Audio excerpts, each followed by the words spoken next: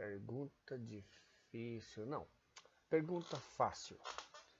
Será que Deus tem que perdoar Deus por algumas coisas que ele fez? Ou será que Deus tem que perdoar o próprio Deus, ele próprio,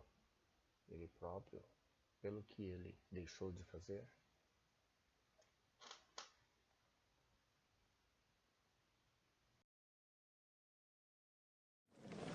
Irmãos, nessa manhã eu gostaria de começar a minha preleção aqui com os irmãos, lembrando um provérbio muito conhecido, que talvez você já ouviu por aí, ou já até repetiu. O provérbio diz assim: de médico e de louco, todos têm um pouco. Certo? Você já ouviu esse provérbio? De médico e de louco, todos têm um pouco. De onde vem esse provérbio?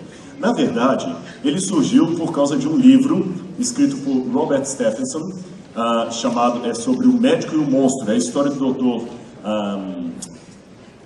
Jekyll e o Mr. Hyde. Mr. Hyde era um monstro e o Dr. Jekyll um médico.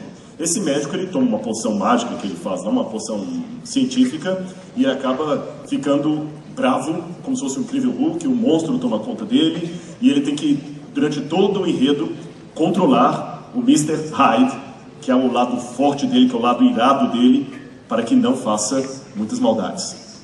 Daí muita gente, baseado nesse livro que virou filme, pensaram: olha, nós somos como o Dr. Jekyll e o Mr. Hyde. Todos nós temos um médico e um louco dentro de nós. Mas vocês sabem que as palavras e as frases sofrem semântica. Na época da minha avó, derramar era cortar ramas. Hoje derramar é tornar líquido. De médico e de louco, todos têm um pouco, passou a significar o seguinte: todo mundo tem um palpite, uma opinião, uma receita, um conselho para dar sobre todo o assunto. É verdade ou não é? Fique doente. É no boa intenção, eu não estou aqui questionando, não, é com carinho, mas fique doente. Principalmente se você for pastor da igreja, alguém querido. Todo mundo tem um... Se você aparecer sem voz, usa arnica. Coloca confrei. Mel com própolis. Todo mundo tem uma receita. A minha avó usava isso, todo mundo tem uma receita. É verdade ou não é? Todo mundo tem algo de médico. Quebra o carro, abra o capô na porta de um lugar público. Daqui a pouco tem 5 homens lá em volta olhando. Abre o capô do carro, ninguém entende, mas todo mundo para e fica olhando. No futebol, para os que gostam, como é o caso do nosso pastor aqui, pior ainda, todo mundo é técnico. Todo mundo sabe o que deveria ter sido feito para o time ter ganhado e não ganhou. Todo mundo é técnico, todo mundo entende. Todo mundo sabe o que está sendo feito de errado, todo mundo entende. Ou seja, todos nós temos algo de médico e de loucos. O grande problema é quando isso traspassa as relações comuns e entra para o lado da religião. E quando o problema é nosso, aí que está o drama. E quando as pessoas em nosso redor começam a pedir socorro porque estão com problemas, vamos nós lá com as nossas explicações religiosas ou teológicas que ele muitas vezes não nos pediu para dar. Sabe qual que é o grande problema que eu noto no mundo cristão? É que a nossa primeira preocupação com alguém que está sofrendo deveria ser... A nossa primeira preocupação com alguém que está sofrendo deveria ser: a pessoa está lá com depressão. Ele está querendo que eu chore com ele, mas eu não faço isso. A primeira coisa que eu tenho é uma explicação. Não, você tem que ter mais fé, você tem que orar mais. Você tem que estudar a sua lição, você tem que fazer as 40 madrugadas. Antes de dar um palpite travestido de conselho, por que você não sofre com ele, não chora com ele? Karl Jaspers diz que o grande problema é que nós julgamos o outro com o nosso código de valores. É óbvio para mim, tem que ser óbvio para o outro. Se eu tenho facilidade para aprender línguas, o outro também tem que ter. Se ele não tem, é porque ele é burro. E deixe-me fazer um exercício com a igreja. Ainda na introdução desse sermão, eu gostaria de colocar 3 casos reais aqui que talvez chocará alguns da igreja. Porque eu vou revelar a quase perda de fé de pessoas que são ícones do cristianismo. No início eu não vou falar o nome delas, depois eu direi. A primeira pessoa, e eu estou com um relato aqui no meu iPad, só que eu vou citá-lo, vou resumi-lo de cor para vocês, ao invés de ler, para ficar mais fácil. A primeira pessoa que demonstrou um grande desapontamento com Deus, consagrado, estamos na época de consagração, você me pediu para falar disso, mas desapontado com Deus, e que falou coisas que vão assombrar vocês, foi um homem que, principalmente eu como teólogo, admiro demais. E me choquei quando li as palavras dele.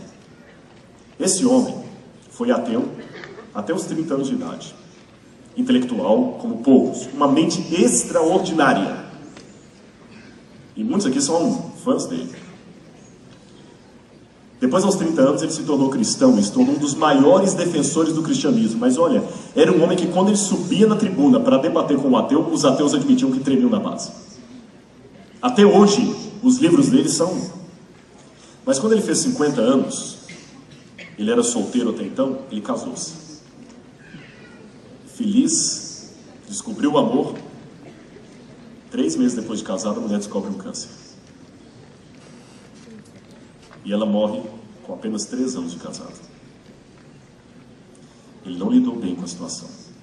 Não lidou bem. Preste atenção no que ele diz. Abro aspas. Será que realmente Deus cuida? Será que realmente Deus protege? Será que Deus é todo esse cuidado que nós falamos ou é apenas uma maneira que nós temos de retratar a nossa própria frustração com a vida? Para pensar. Se não é isso que acontece, quando tudo está bem na sua vida, dá vontade de cantar, de louvar. Parece que Deus está constantemente com você. Mas vá atrás dele quando você está com problemas. Ele some. Ele desaparece. O céu fica vazio. Você sobe até lá, bate na porta, mas só escuta o ferrolho de alguém trancando a porta do lado de dentro. E as luzes apagando. Pior ainda, parece que tudo está vazio. A casa celestial não tem ninguém morando ali. Mas antes parecia incrivelmente acesa a luz. Antes parecia incrivelmente habitada. Mas agora parece vazio. Será que Deus está aí? E a gente fala que Deus, que Deus é Pai, que Deus cuida. Mas as evidências parecem todas indicar o contrário. E nós não podemos fechar os olhos a isso.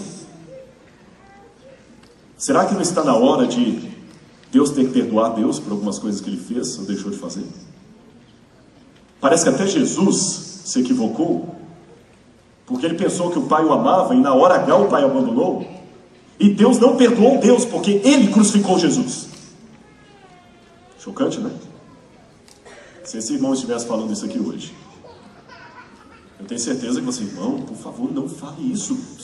Vai conversar com o pastor Ranieri, o pastor Tiago, faz uma sessão. Não fala isso, você não pode ser blasfêmia, isso é heresia. Não fale isso. A segunda pessoa, eu disse de 3, que eu queria dar um exemplo para vocês, foi uma mulher que na sua adolescência, ela abandonou uma família com uma condição financeira boa para dedicar-se aos pobres. Uma das mulheres com a maior espiritualidade que eu já vi na minha vida. Uma mulher que dificilmente alguém imagina entrar no céu e não vê-la lá. Escreveu meditações, muita gente se inspirou com as meditações dela. Mas por mais de 40 anos ela lutou com uma grande angústia. Não se sentia amada por Deus. E ela desabafou com um líder espiritual. Por que Deus não me ama? Eu só queria amar a Jesus como ninguém nunca amou. Eu queria tê-lo, fiz tudo pelos filhos dele, mas ele não me ama, ele não gosta de mim. Senhor, por favor, por que o Senhor me trata desse jeito? 40 anos, eu não sou amada por Deus, Deus não me ama. Eu falo do amor de Deus para as pessoas, mas eu não sinto isso. E eu sei que se algumas pessoas ouvissem o que eu estou falando, iam dizer, que mulher hipócrita. Mas eu vou admitir que a minha religiosidade, a minha fé, muitas vezes estão no gueto, no porão, na solitária, porque eu grito e não escuto ninguém. E Jesus, sinceramente, às vezes o Senhor não parece real. A terceira pessoa foi mais enfática ainda. Teólogo, doutor em teologia, abandonou um sistema religioso que não estava de acordo com a Bíblia, enfrentou um pai que desde a infância o fez sofrer muito. O pai era omisso e sádico. Só aparecia quando era para fazer o filho sofrer. E num dado momento de luta com Deus, chegou a escrever o seguinte: Deus é aquela pessoa cuja face eu procuro esconder. Ele parece um raio sentado num trono. E muitas vezes eu prefiro ouvir o nome de um demônio a ouvir o nome de Cristo. Amá-lo, sinceramente, há momentos que eu acho que eu odeio. Chocante, né? Pelo silêncio da igreja, eu imagino que vocês estão assustados com essas palavras. E eu tenho certeza que se essas pessoas estivessem aqui, já escutariam várias opiniões e conselhos e palpites, declarações e reafirmações de fé. Eu vou revelar o primeiro autor do desabafo que eu citei para vocês, é nada mais nada menos que C.S. Lewis. A segunda pessoa, Madre Teresa de Calcutá. E o terceiro, Martim Lutero. E antes que alguém fale assim, pastor, mas foi um período da vida dele. Que período? Madre Teresa lutou 40 anos com isso. C.S. Lewis dos 50 anos até a morte. E Martim Lutero já tinha um doutorado em teologia. E mesmo depois que ele descobriu a doutrina da justificação pela fé, ele afirmou que de vez em quando esse fantasma do passado o atormentava. E ainda que a luta dessas pessoas que eu citei tivesse durado pelo menos uma semana, o que você diria nessa semana? Esse é o ponto. Você já teria um palpite para dar? Nós temos muitas declarações. A Bíblia também está repleta de pessoas que disseram isso. Não foram apenas esses. Quer ver? Salmo 88, verso 14. Leia comigo. Salmo 88, verso 14. Vou ler do verso 12 em diante. Olha a ironia com a qual o salmista escreve. Aqui é o Salmo de Irmã. Verso 12. 88, verso 12. Acaso nas trevas se manifestam as tuas maravilhas? E a tua justiça na terra do esquecimento? Mas eu, Senhor, clamo a ti por socorro. E antemanhã já se antecipa diante de ti a minha oração. Esse aqui é o culto do poder, viu? Todo dia. Mas qual era o resultado dele, tanto ao culto do poder? Porque me rejeita, Senhor? Porque rejeitas a minha alma e ocultas de mim o rosto? Ando aflito e prestes a expirar desde moço. Prestes a expirar, quase a morrer. Desde quando? Desde moço. Ele lutava com essa depressão já tinha anos. Não estou falando de uma luta de um dia, de uma semana. Sob o peso dos teus terrores, estou desorientado. Eu sei que hoje na teologia clássica nós damos aquela explicação da vontade permissiva de Deus, vontade decretiva de Deus, etc. Mas eu quero dizer aos irmãos que para muitas pessoas que viveram nos tempos bíblicos, era Deus que punia mesmo. Eles não tinham toda essa luz. Na cabeça dele, era Deus que estava punindo. Vamos ler mais um? Eu quero ler agora o Salmo 13, verso 1. Olha que salmo dramático. São pessoas desabafando com Deus. Salmo 13, verso 1 em diante. Na minha tradução está assim: até quando, Senhor, esquecer-te-ás de mim para sempre? Até quando, Senhor, ocultarás de mim o teu rosto? Até quando estarei eu relutando dentro da minha alma, com tristeza no coração a cada dia? Até quando se erguerá contra mim o meu inimigo? Até quando, Senhor?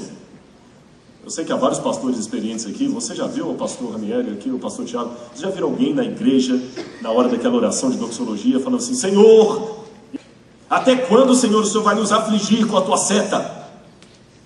Já imaginaram alguém orando assim aqui? Até quando, Senhor, o Senhor vai nos mandar o seu castigo? Até quando, Senhor, o Senhor vai ficar escondendo o seu rosto de nós? Já ouviram alguém orando assim? E se orasse, o que aconteceria? Eu tenho certeza, seria a última oração dele aqui na frente. Eu concordo. Não ia chegar ao final. Irmãos, enquanto o irmão termina a oração dele, vamos ficar em pé e cantar um em 342. Mas não fiquem bravos comigo. Está na Bíblia. Briguem com o Espírito Santo. Vocês estão chocados, né? Olha o Salmo 73, depois em casa você lê o livro de Abacuque. Abacuque, até quando? Abacuque já começa decepcionado, desamparado com Deus, frustrado. Olha o Salmo 73, o Salmo de Asaf. Senhor, eu invejava a prosperidade dos ímpios, porque eles blasfemam contra o teu nome, eles desandam a boca contra o céu e nada acontece com eles. Agora eu não, eu procurei me conservar justo com o Senhor, puro, em vão, porque de cada dia eu sou afligido, a cada manhã o mal me persegue. Por que, Senhor? Só de parar para imaginar isso, diz o salmista Asaf, eu achei muito pesada a tarefa para mim. Eles admitiram. Sabe, a gente fica às vezes com explicações de plástico que não ajudam. Eu já ouvi um provérbio que eu não sei de onde tiraram, nem na Bíblia, nem na profecia está. Talvez está no livro de Mormon. O verdadeiro cristão jamais questiona por quê. Questiona para quê. O verdadeiro cristão jamais questiona. Quem tem fé não questiona. Então eu vou rasgar metade da Bíblia, que tem um monte de gente com fé aqui questionando. Cheio de pontos de interrogação aqui. Aliás, Jesus pecou, né? Porque se o verdadeiro cristão jamais pergunta por que, Jesus termina o ministério dele perguntando por que me desamparaste, então Jesus não foi cristão. Sabe, irmãos, a gente tem pessoas às vezes que criam uma teologia de plástico. Você rasga a veia dela e não sai sangue, sai água. As pessoas têm dores e nós temos o direito de desabafar e não podemos julgar o outro com o nosso código de valores. Mas pastor, mas são palavras muito duras. Eu sei, mas são apropriadas. Um dia eu coloquei na internet, no Twitter, uma frase assim que, infelizmente, às vezes, muitas vezes na vida nós temos muitas respostas, mas poucas soluções. Muitas respostas, mas poucas soluções. Imediatamente alguém retweetou, 3 segundos depois: ah, pastor, é simples, a solução é Jesus. Eu sei. Mas pegue uma pessoa que acabou de ter um acidente. Morreu o pai, a mãe, os filhos, todo mundo. As pessoas se amavam, sua família toda morreu no acidente. Você recebeu a notícia agora. A pessoa está em estado de choque. A solução é Jesus. Alguém que acabou de receber uma notícia: estou com câncer terminal. Calma, irmão, a solução é Jesus. Alguém que está com uma depressão crônica, precisando de tratamento psiquiátrico. A solução é Jesus. Isso chega a ficar quase irresponsável. Certa vez, um paraquedista pulou de um avião de paraquedas, evidentemente. Senão não seria uma parábola, seria uma tragédia. E o paraquedas veio. O vento levou o paraquedas para longe. Ele acabou se enroscando numas árvores e ficou pendurado na árvore. Desesperado lá querendo descer e não conseguia. Embaixo da árvore passou um senhor religioso, certamente muito conservador. E você sabe, às vezes até a postura corporal indica que tipo de cristianismo eu sou, né? Tem aquele mais clássico que vai para a igreja assim, tem o jovem despojado que vai balançando assim, né? Às vezes nem leva. E tem aquele mais orgulhoso do cristianismo dele que põe aqui. É um escudo, nota que não, pé vai, o corpo fala. E passou um desses assim, tipo, todo compenetrado. Ei, por favor, ajude-me a descer. O senhor é um paraquedista, né? Sou um paraquedista.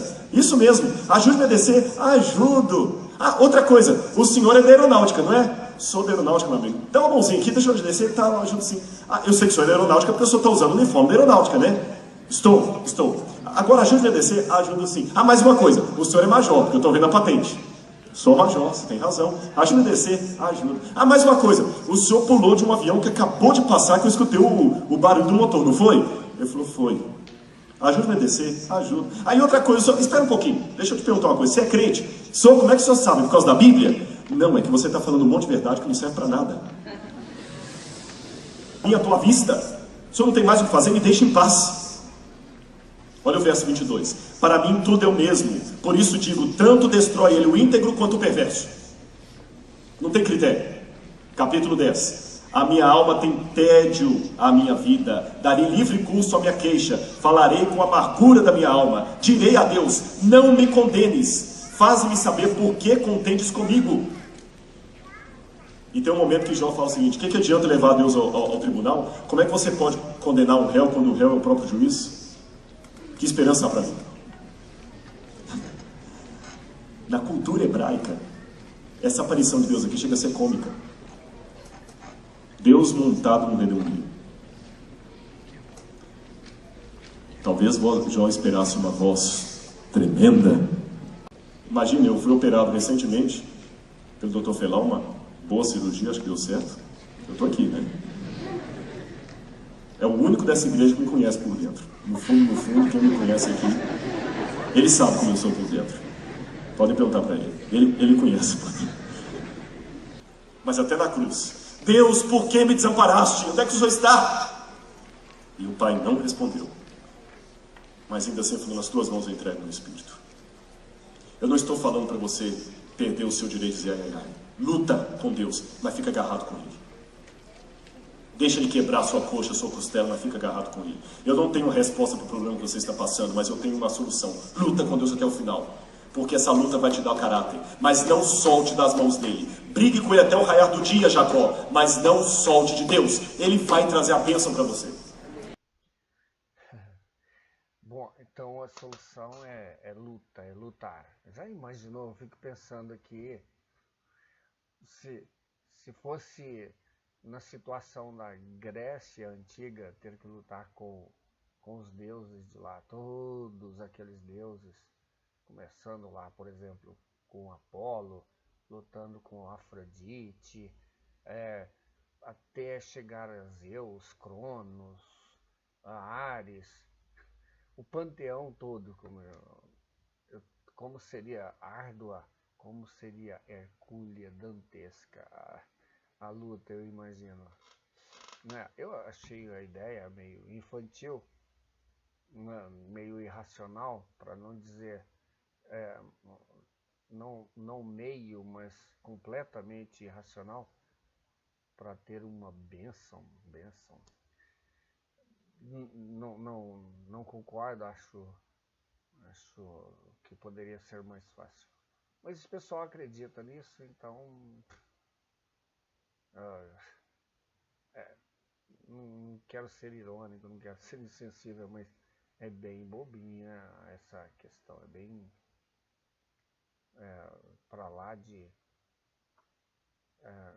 irreal. Não faz sentido nenhum, não procede, não se sustenta por nada, só mesmo na enrolação, porque não vejo pé nem cabeça nessa história. O cara é Deus, aí eu vou lutar com Deus. Já imaginou? Eu preciso lutar, não poderia ser bem mais fácil? Acho que eu já falei isso, né? Pois é, acho que poderia, e eu não teria que lutar. Lutar já luto tanto, luto contra as doenças, contra alguns amigos inimigos. A própria vida é uma luta, o ato de nascer é uma luta, de viver, luta para chegar à morte, ainda ter que lutar com o arquiteto do universo, arquiteto do mundo. Não faz sentido, é meio besta isso aí. Eu não sei se vai ser hoje, se vai ser amanhã, se você vai passar a vida toda, mas Deus é Deus. Tá bom. Entendi. Nem sempre as coisas ocorrerão da maneira correta. Muitas pessoas vão seguir a reforma de saúde e vão ter câncer. Muitos pais vão orar e o filho vai morrer no acidente. Você vai comportar e não vai ter a bolsa às vezes. Mas como disse Jó capítulo 13, segundo uma tradução, ainda que ele me mate, nele eu esperarei. E é por isso que eu quero que o inferno trema, porque eu creio em Deus. Mesmo lutando com ele, mesmo sem entender o que ele faz comigo, ele ainda é Deus e eu não sou. E ainda que eu pergunte por que o Senhor está fazendo isso comigo, se ele não responder nas mãos dele, eu quero entregar o meu espírito. Ok, é de doer, não acredito. Não há espaço para o racional, beira ao ridículo, não dá para entender. Essas coisas você não tem mesmo que ter os olhos da razão para elas. Deixa rolar, deixa poste mijar em cachorro, mas não tem problema. É incrível.